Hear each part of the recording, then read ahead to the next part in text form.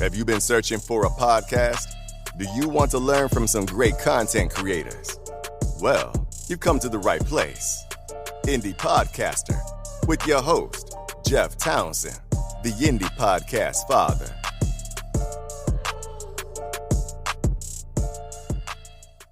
Hey, it's Dave Jackson from the School of Podcasting.com. If you're like, hey, where's Jeff?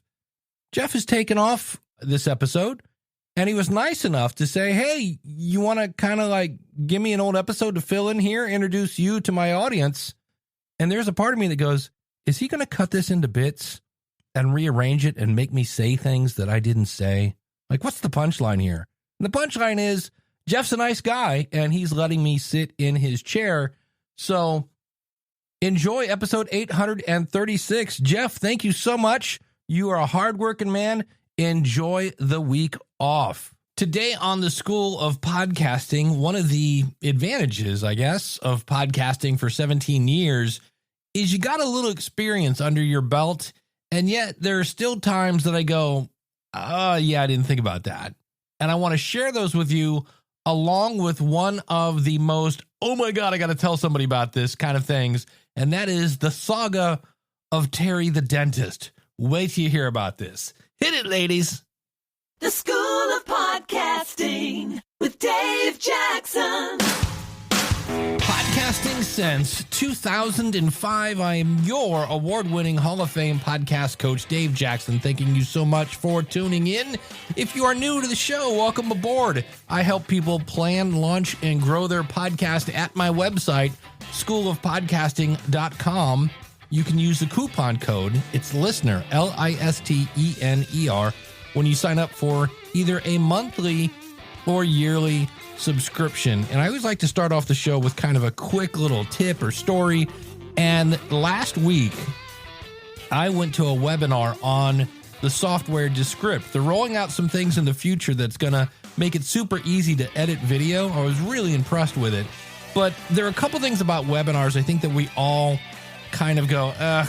One of the which is, hey, where's everybody from? That drives me nuts. Or if I see some people go, we're just going to give a couple more minutes for people to get here. No, don't give people a couple minutes to get here. You were here on time. I was here on time. Let's get to the content. Forget those people that are, got stuck in traffic or whatever. They can watch the replay, because what you're doing is you are ruining the replay, because you never cut that out either. You hit the replay and they're like, all right, we're going to wait a couple minutes for somebody to get here.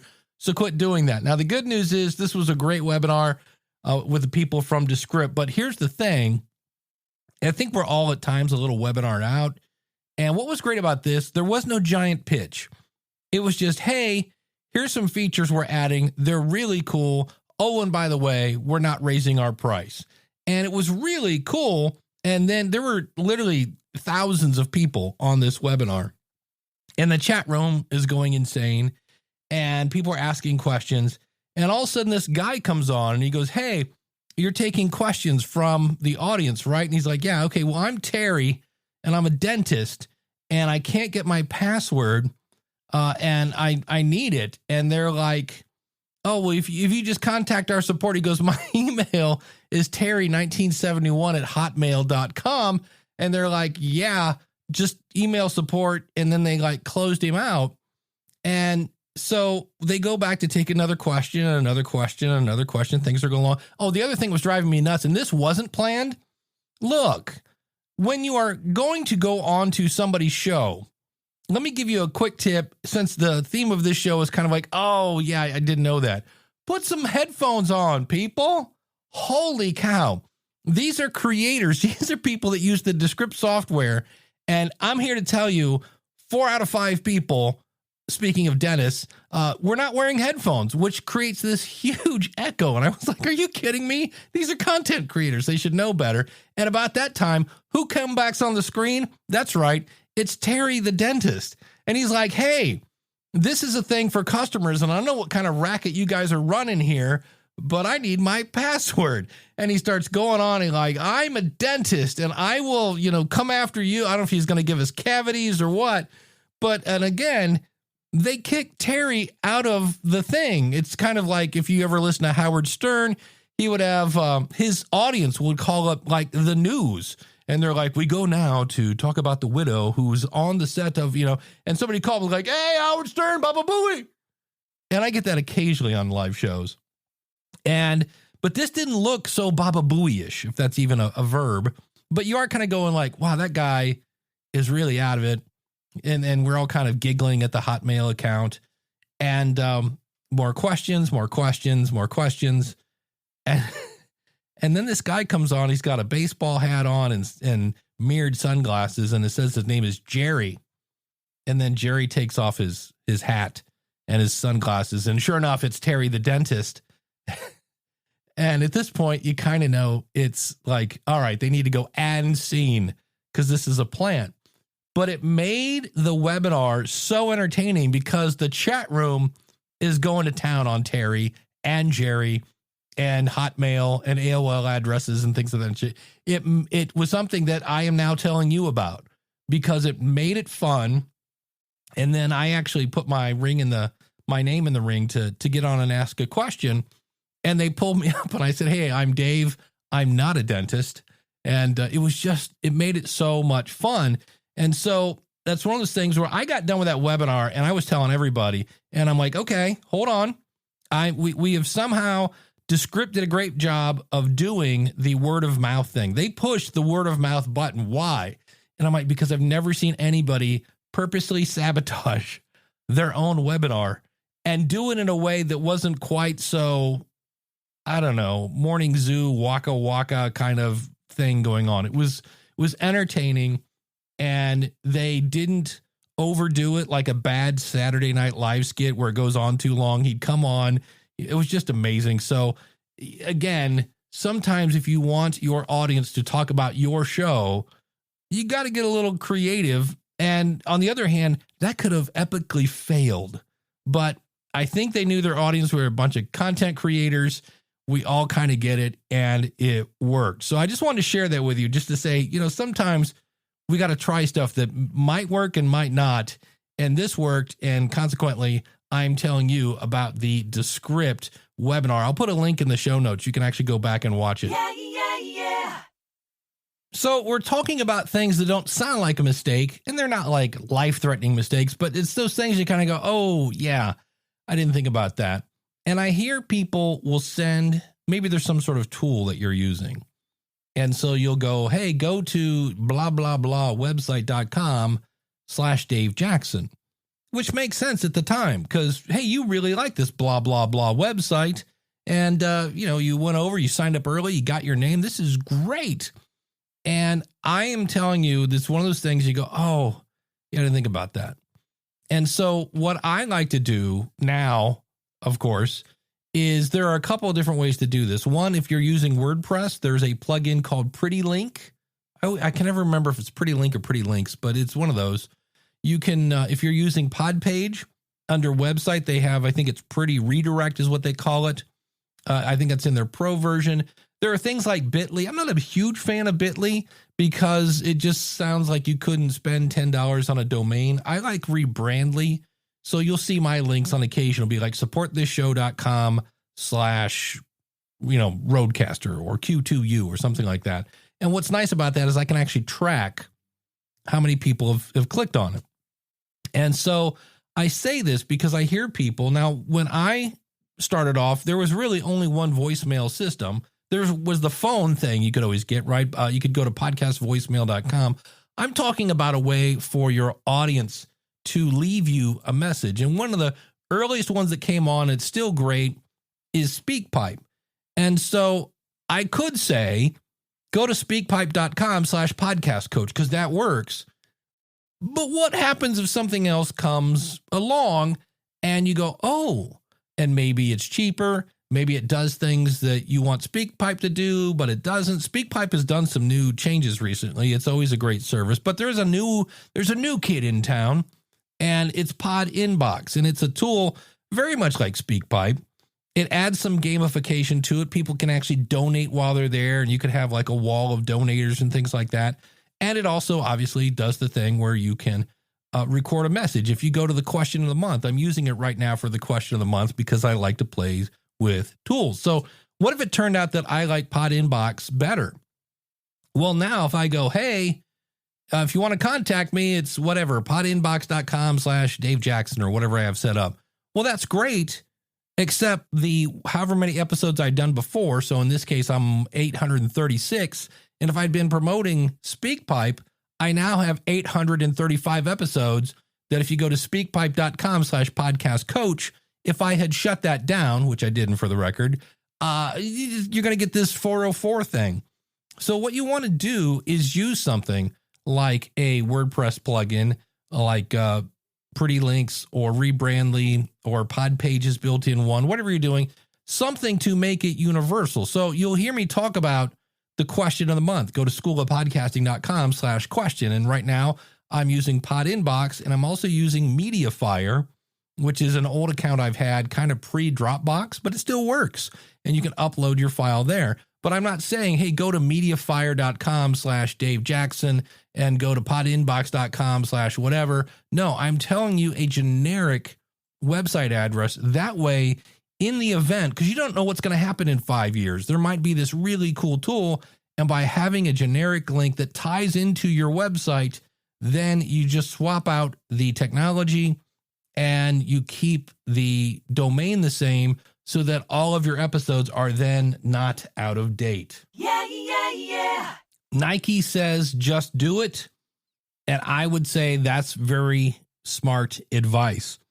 And what I'm talking about here is doing a second podcast. Now, am I saying start a second or third or fifth or seventh podcast, whatever you're doing? I'm kind of saying maybe not.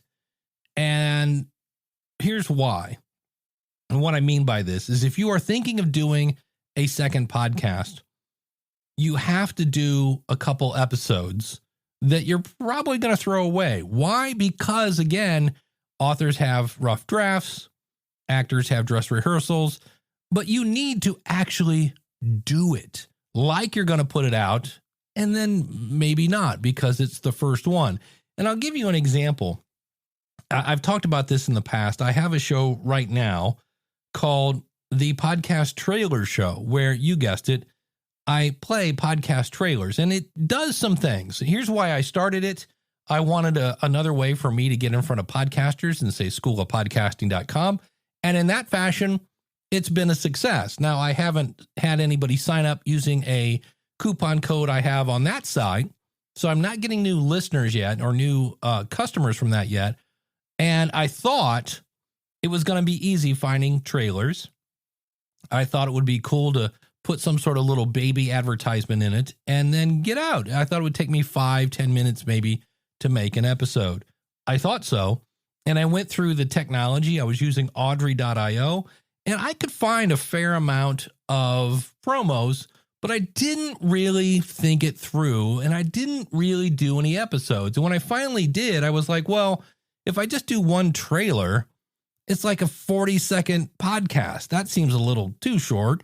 And so I started finding 2 or 3 that were the same theme. Well, that now took longer because now I couldn't just find a promo. I had to find promos that were somewhat of the same kind of genre, which took more time.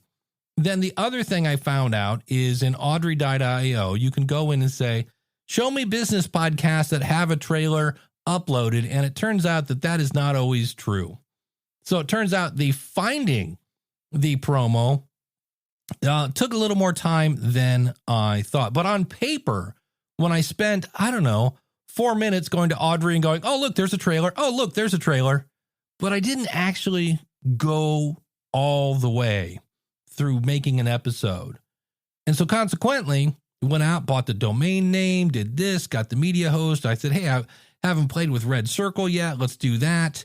And set all these things in action. And then again, I didn't really record an episode. I put it on paper. I said, oh, I'll have a 30-second episode. Then I'll have an ad. And then I'll have another 30-second promo. And when I say episode, I'll have a 30-second trailer, 30-second ad, 30-second. Well, it turns out 30% of my episode was advertising. That didn't work because I didn't actually, well, in that case, I did it and then put it out. I didn't do it and go, let's go get some feedback on this. Because had I, people would have said, well, Dave, I don't know if you realize this, but 30% of your episode is advertising. So you kind of want to do this all the way, like make that episode and then decide, okay, is this what I want to publish? Because I'm kind of mad at myself in a way because I didn't follow my own advice. And that's kind of what happens when you start the second, third, fourth podcast. You're like, oh, I got this podcast thing down. I know RSS feeds and Apple and Google. And so I got it. And then you run through it and you go, oh, yeah, this isn't going to work.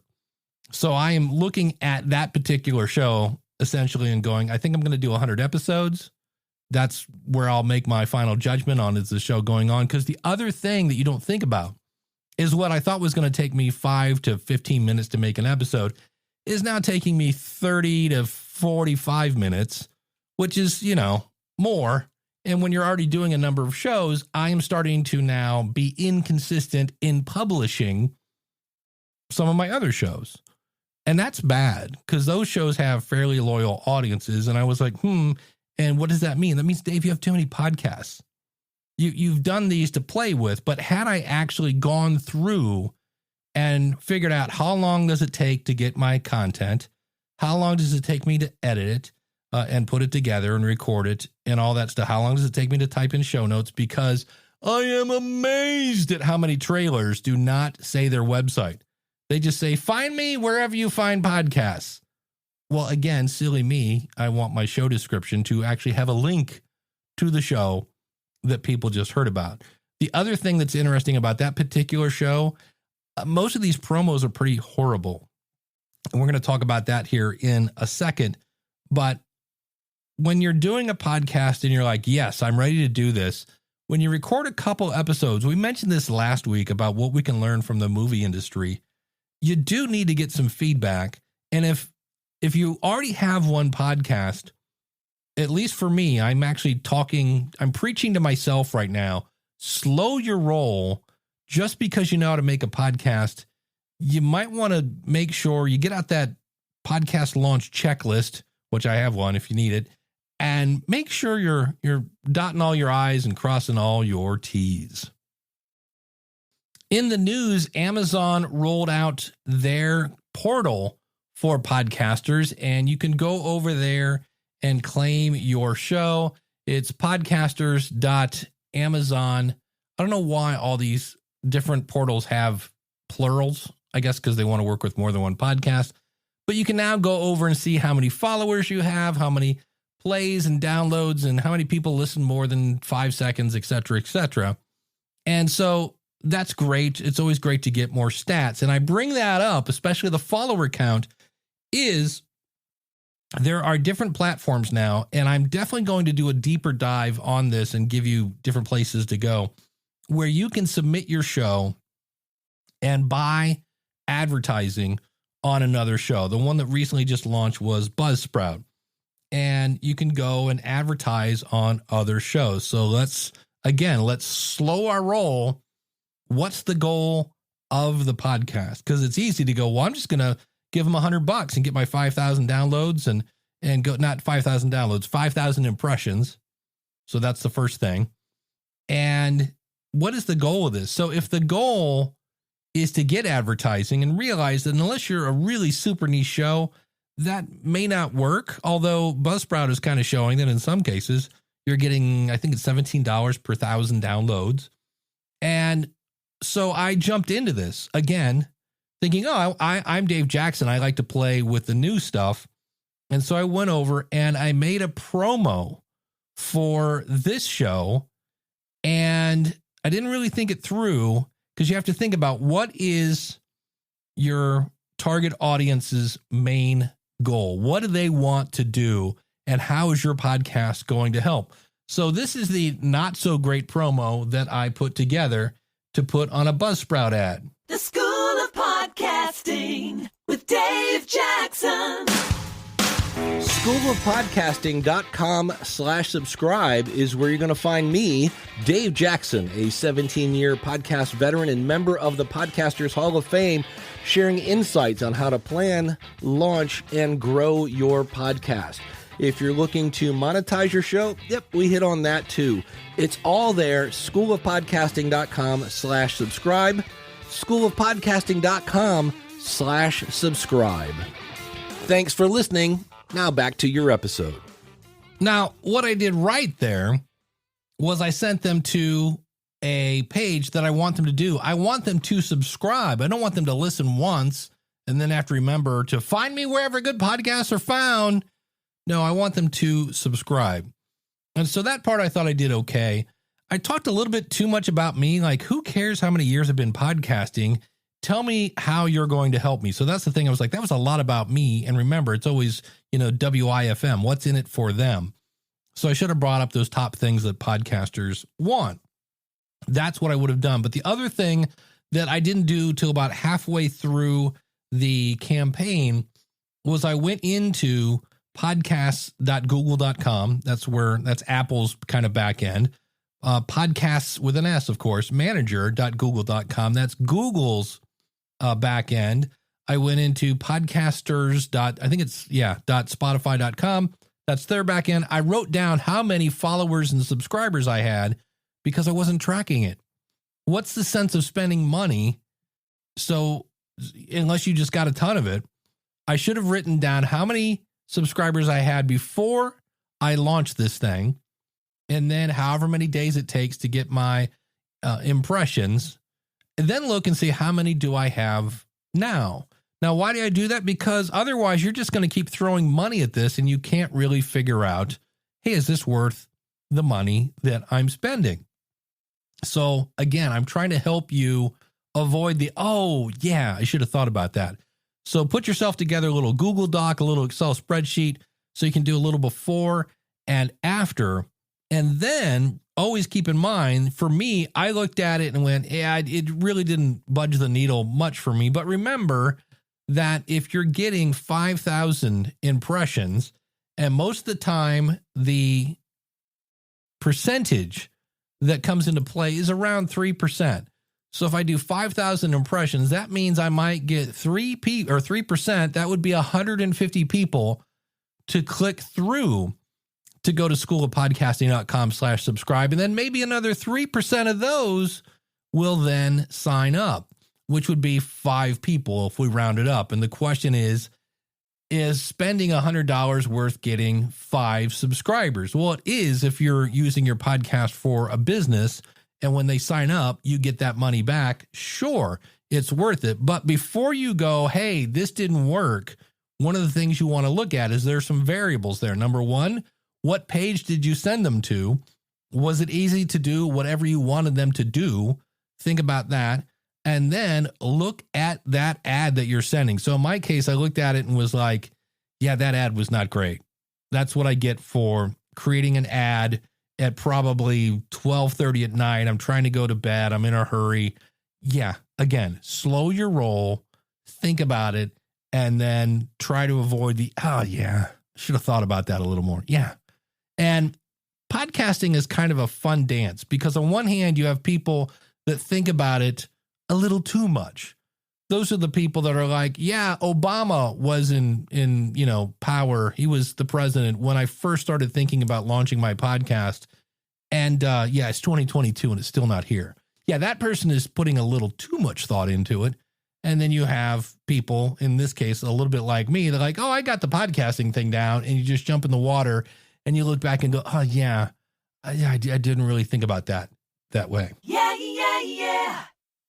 I went into Google Analytics. Now, Google Analytics can be really confusing because they measure everything. And it's hard sometimes. If you dig in there, there's a spot for a website, and then you can look at the top ranking pages on your website. And I looked at it, and it was interesting. And I saw a page that was near the top. And it was one of my YouTube videos that I had put on my website. And it went, oh, hold on a second. I make a few YouTube videos a month. I'm trying to do it weekly. Again, one of those things you kind of go, I probably should have done a few before I put new video every Wednesday. Maybe you should actually see if you can do a new video every Wednesday before you put on your banner new video every Wednesday. But I noticed that my YouTube videos, because not only were they videos, but I was writing a blog post about it, which really, if you think about it, a podcast for me is a blog post with some sort of layer, whether it's audio or video. Now, with an actual podcast, it's syndicated into apps via this fun thing called RSS. And on YouTube, it's syndicated in apps and stuff that will let you do YouTube. It's not really syndicated. But nonetheless, the words of Google, the words of my blog would attract Google. And then the video apparently got some traction, and it was one of my top ranking websites or web pages on my site. And I was like, am I not putting my YouTube videos on my website? And the answer is no. And I guess my thought was, well, I want them to rank high on YouTube. And I was like, and I looked at it because people were clicking and watching my video on YouTube, which increased the amount of time people spend on my website, which can rank your website higher, so Google sends you more traffic. And I was like, oh, yeah, I didn't think about that. And I didn't even play. I played with it once. I have one video from my YouTube channel, and I was like, that's really dumb. And again, I need to slow my roll and think about it a little bit and go, yeah, let's try that. Yeah. As someone who's been in the education space for decades at this point, probably 30 years, if not more, one of the things we forget about is we get excited about learning new stuff and, all these different tools and things like that. And one that I am playing with right now is called Surfer SEO. It's not exactly cheap. It's like $60 a month. And what it basically does, and that's why I'm including it in this particular episode, is I can point it at a page on my website and it will go, oh, here's what you did right, but you probably should be doing this and this. And if you want to rank for this topic, you need to do this, this, and that. To which I go, oh yeah, probably should have done that. But it's not enough to get the tool. You have to use it. I took a course from Amy Porterfield about a month ago on developing lead magnets and watched 2 out of 5 videos. So I say this again, I'm talking to myself here, is when you set out to do something new, like right now I'm learning Descript. I'm trying to really put that on my calendar, and that's the point. No matter what you're doing, if you are stepping out of your comfort zone, first things first, pat yourself on the back for trying something new and knowing right up front that somewhere along the line you're going to go, oh man, I'm new to this. And I'm doing that with Descript. I'm doing this with a bunch of things. I'm trying to learn new content. The thing I forgot to do is literally book it on my calendar like a doctor's appointment. Hey, today from whatever, 7:30 to 8:30, I'm going to watch Amy Porterfield videos. Okay, from 9:30 to 10:30, I'm going to watch 3 videos on Surfer SEO, and then just put them on your calendar, remembering to put your family on that calendar first and then put the other stuff around it. But I am finding now that when I get these invoices from something that I subscribed to a month and a half ago, I go, oh yeah, I'm not really using that. And then I go, yeah, probably should have booked some time on my own calendar to learn this tool so I'm not just lighting my money on fire. Yeah. And the last one here of things that you go, yeah, I kind of knew that. And I just, that whole, yeah, that's what I should name this episode. Yeah. And that is, I'm going to try to say this quickly. I have been moving the School of Podcasting to a new platform. And here's the bottom line. If you're thinking of starting a podcast, but everything just isn't perfect, it's probably never going to be perfect. I have tried, I think, every platform on the sun, and I almost hate to say this because I'm now going to get a flood of people going, you need to try mine. I'm like, no, I'm happy with the one I'm going with. It's Podia. And, but even that, as I now get ready to probably flip the switch on this and migrate from one to the other, doesn't do everything I want it to do. not exactly. In the same way that Thinkific is the one I'm moving from. Teachable, very, very, very close. But in the end, I was like, all right. And so I'm moving to this other one, and I'm almost done. But I say this because in the end, it just dawned on me, which again is a lesson I've known for a while, is that it typically is ever really perfect. I mean, look at your partner, right? I'm single, but when I had partners, they were great. They were awesome if they were still in my life, because if they weren't, well, yeah, they weren't. But nobody is perfect. And many times I have people now, because the Rodecaster 2 came out, and they're asking, well, should I buy that? Is it that much better than the Rodecaster 1? And I'm like, look, just because the Rodecaster 2 came out, it's this whole little mixing board, sound pads. I mean, I can do this now. I'm an elf and now I'm a demon. I mean, we need that on our podcast, right? And now I'm a robot, and now I'm a deep voice robot. I mean, we need this kind of stuff, right? No, you don't. And so it's one of those things, well, I don't know. Do you have $700 to light on fire? Sure.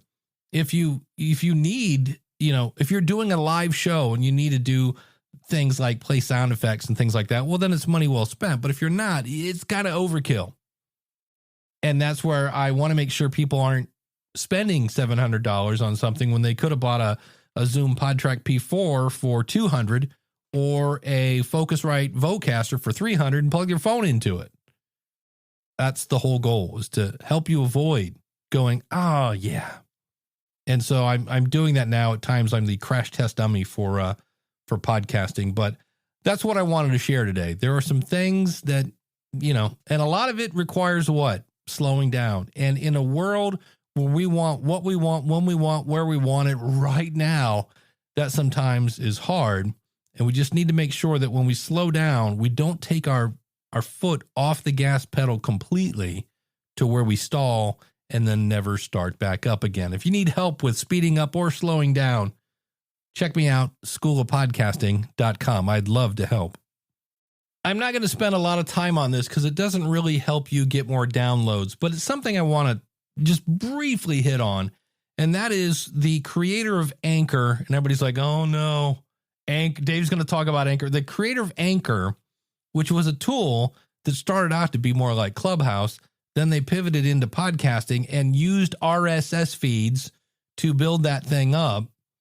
The guy left Spotify, along with many other people these days, and has basically said RSS is holding back the podcast. But yet they didn't know about Podcasting 2.0. If you go to podcastindex.org, there are a whole bunch of people adding new features so that podcasting in the future, as soon as all of the media hosts start adopting them, there's a thing called PodPing that I don't quite understand the technology, but I understand if you added a couple of codes, we could save a whole bunch of energy and we could cut back on cow farts and all sorts. Like, it's so much easier and faster. And I'm not sure why media hosts aren't jumping on this, which is when I go, maybe there's more to this than just adding 2 bits of code to it. But I just say this to say, right now, you hear people occasionally, they're like, oh man, so-and-so got kicked off of YouTube. And if you're not on YouTube and you're doing video, you're kind of Bill O'Reilly. Maybe not a great example, but there was a guy that was like the #1 guy on Fox, and he kind of was a creep, and they kicked him off. We haven't heard much from Bill O'Reilly. I'm sure he still has a podcast. Why? Because he has RSS feeds. And that's the whole point, is Spotify has spent all this money. There have been reports coming out saying that they haven't really got much for their money that they spent.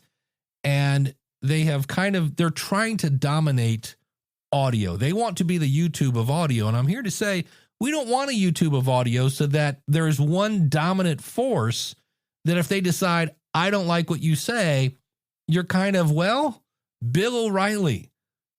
Podcasting was built on an open platform. We need to keep it open. And I just wanted to say, hey, if you're a developer, if you are an app, like when Amazon came out and they said, hey, we're going to do this transcription thing, that's already been built. And yet the movers and shakers of the world are not familiar with podcastindex.org, where all these developers had added the guts, the code to make podcasting better. We just need apps and media hosts to start implementing them. And that will be coming in the future, hopefully. But when these big, rich companies just go, oh, we're going to build our own version, that's dumb. They build their own walled garden. And trust me, in 5 years, right now, you upload your podcast to whoever your media host is, Buzzsprout, Libsyn, Blueberry, Captivate, Podbean, et cetera, and it syndicates. I mean, Libsyn is short for Liberated Syndication to all the apps.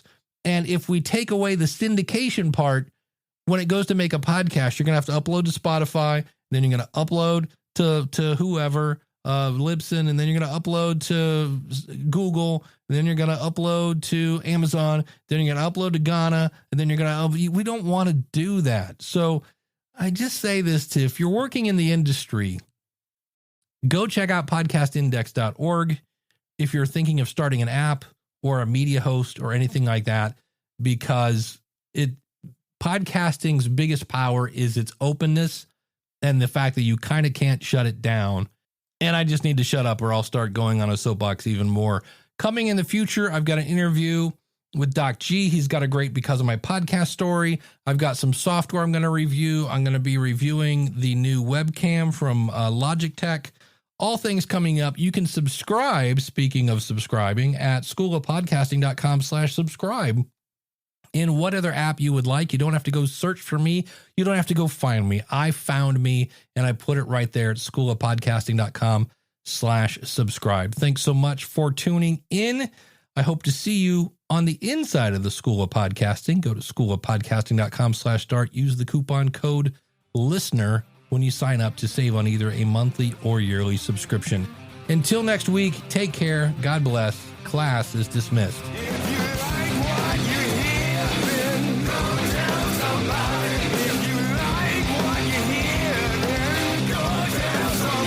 What? No bloopers today? No, but I want to throw this in because I recorded what you just listened to earlier, and this popped into my mind. One of the great things about the whole Podia Thinkific Teachable thing is once you make your decision, you can move forward as I am right now at light speed. So if you're trying to make things perfect, if nothing else, eeny, meeny, miny, mo, pick one, and then you can actually, now that you've made the decision, rock and roll and get going, and that's what I'm doing.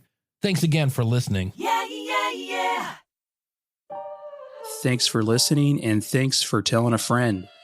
But more importantly, thank you for supporting independent content creators.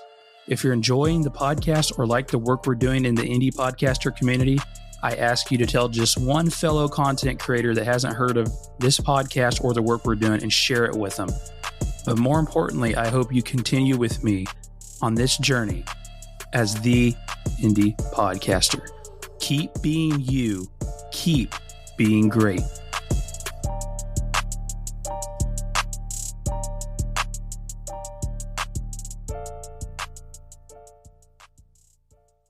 And the question is, do I stay here? Will you be back? Are you gonna come back? Will you be back? Are you coming back?